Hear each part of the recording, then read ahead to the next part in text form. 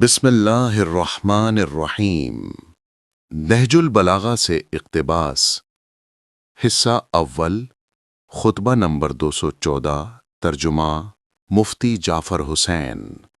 صفین کے موقع پر حکمران اور رعیت کے باہمی حقوق کے بارے میں فرمایا، اللہ سبحانہ نے مجھے تمہارے امور کا اختیار دے کر میرا حق تم پر قائم کر دیا ہے، اور جس طرح میرا تم پر حق ہے ویسا ہی تمہارا بھی مجھ پر حق ہے۔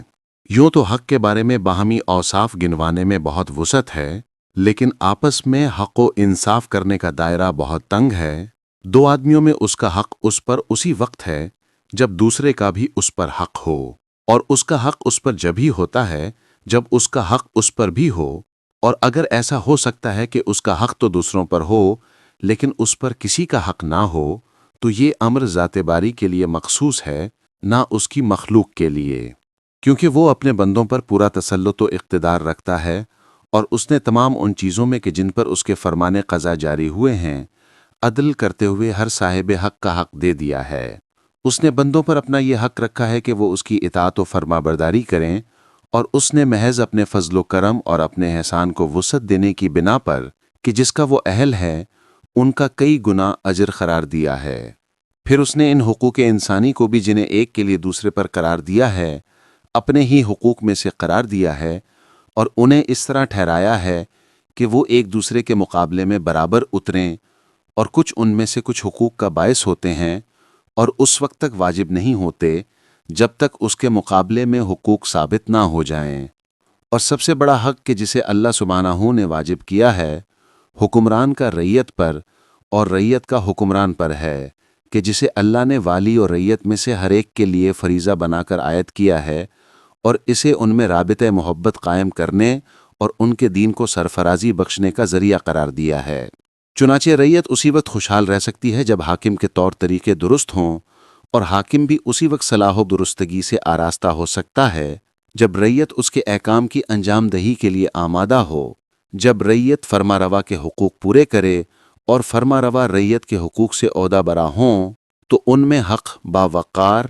دین کی راہیں استوار اور عدل و انصاف کے نشان برقرار ہو جائیں گے، اور پیغمبر صلی اللہ علیہ وآلہ وسلم کی سنتیں اپنے ڈھرے پر چل نکلیں گی، اور زمانہ سدھر جائے گا۔ بقائے سلطنت کے توقعات پیدا ہو جائیں گے، اور دشمنوں کی حرص و طمع یاس و نا امیدی سے بدل جائے گی۔ اور جب رعیت حاکم پر مسلط ہو جائے یا حاکم رعیت پر ظلم ڈھانے لگے تو اس موقع پر ہر بات میں اختلاف ہوگا، ظلم کے نشان ابھر آئیں گے، دین میں مفاسد بڑھ جائیں گے، شریعت کی راہیں متروک ہو جائیں گی، خواہشوں پر عمل درآمد ہوگا، شریعت کے احکام ٹھکرا دیے جائیں گے، نفسانی بیماریاں بڑھ جائیں گی، اور بڑے سے بڑے حق کو ٹھکرا دینے اور بڑے سے بڑے باطل پر عمل پیرا ہونے سے بھی کوئی نہ گھبرائے گا۔ ایسے موقع پر نیکوکار ذلیل اور بد کردار باعزت ہو جاتے ہیں، اور بندوں پر اللہ کی عقوبتیں بڑھ جاتی ہیں۔ لہٰذا اس حق کی ادائیگی میں ایک دوسرے کو سمجھانا بجھانا اور ایک دوسرے سے بخوبی تعاون کرنا تمہارے لیے ضروری ہے، اس لیے کہ کوئی شخص بھی اللہ کی اطاعت و بندگی میں اس حد تک نہیں پہنچ سکتا کہ جس کا وہ اہل ہو، چاہے وہ اس کی خوشنودیوں کو حاصل کرنے کے لیے کتنا ہی حریص کیوں نہ ہو، اور اس کی عملی کوششیں بھی بڑھی چڑھی ہوئی ہوں۔ پھر اس نے بندوں پر یہ حق واجب قرار دیا ہے کہ وہ مقدور بھر پند و نصیحت کریں اور اپنے درمیان حق کو قائم کرنے کے لیے ایک دوسرے کا ہاتھ بٹائیں۔ کوئی شخص بھی اپنے کو اس سے بے نیاز نہیں قرار دے سکتا کہ اللہ نے جس ذمہ داری کا بوجھ اس پر ڈالا ہے اس میں اس کا ہاتھ بٹایا جائے، چاہے وہ حق میں کتنا ہی بلند منزلت کیوں نہ ہو اور دین میں اسے فضیلت و برتری کیوں نہ حاصل ہو۔ اور کوئی شخص اس سے بھی گیا گزرا نہیں کہ حق میں تعاون کرے یا اس کی طرف دستے تعاون بڑھایا جائے، چاہے لوگ اسے ذلیل سمجھتے ہوں اور اپنی حقارت کی وجہ سے آنکھوں میں نہ جھچے۔ اس موقع پر آپ کے اصحاب میں سے ایک شخص نے آپ کی آواز پر لبیک کہتے ہوئے ایک طویل گفتگو کی، جس میں حضرت کی بڑی مد و ثنا کی اور آپ کی باتوں پر کان دھرنے اور ہر حکم کے سامنے سر تسلیم خم کرنے کا اقرار کیا، تو آپ نے فرمایا، جس شخص کے دل میں جلال الہی کی عظمت اور قلب میں منزلت خداوندی کی رفعت کا احساس ہو، اسے سزاوار ہے کہ اس جلالت و عظمت کے پیش نظر اللہ کے ماں سوا ہر چیز کو حقیر جانے، اور ایسے لوگوں میں وہ شخص اور بھی اس کا زیادہ اہل ہے کہ جسے اس نے بڑی نعمتیں دی ہوں اور اچھے احسانات کیے ہوں، کیونکہ جتنی اللہ کی نعمتیں کسی پر بڑی ہوں گی اتنا ہی اس پر اللہ کا حق زیادہ ہوگا۔ نیک بندوں کے نزدیک فرما رواؤں کی ذلیل ترین صورتحال یہ ہے کہ ان کے متعلق یہ گمان ہونے لگے کہ وہ فخر و سربلندی کو دوست رکھتے ہیں اور ان کے حالات کبر و غرور پر محمول ہو سکیں۔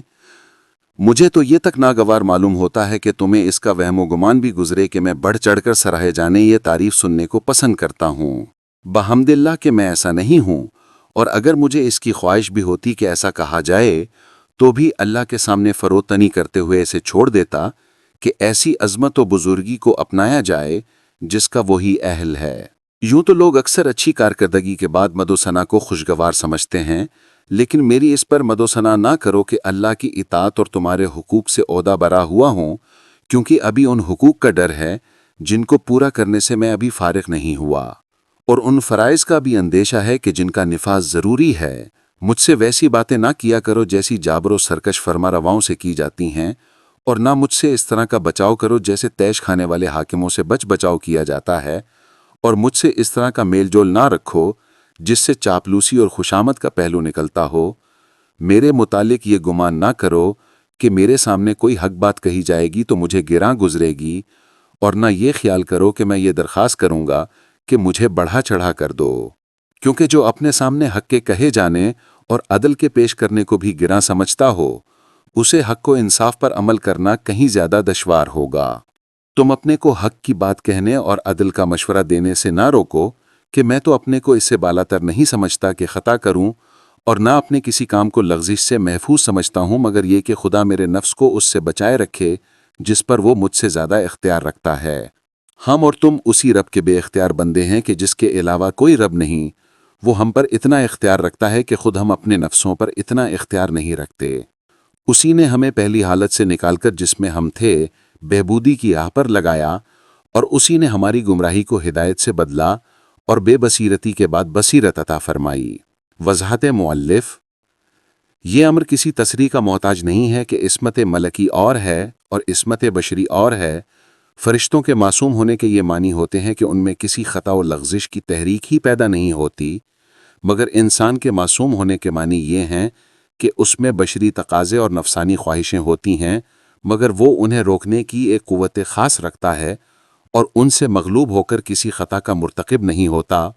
اور اسی قوت کا نام عصمت ہے کہ جو ذاتی خواہشات اور جذبات کو ابھرنے نہیں دیتی۔ حضرت کے ارشاد: میں اپنے کو اس سے بالاتر نہیں سمجھتا کہ خطا کروں، میں انہی بشری تقاضوں اور خواہشوں کی طرف اشارہ ہے، اور مگر یہ کہ خدا میرے نفس کو اس سے بچائے رہے، میں عصمت کی طرف اشارہ ہے۔ چنانچہ اسی لب و لہجے میں حضرت یوسف علیہ السلام کی زبانی قرآن میں وارد ہوا ہے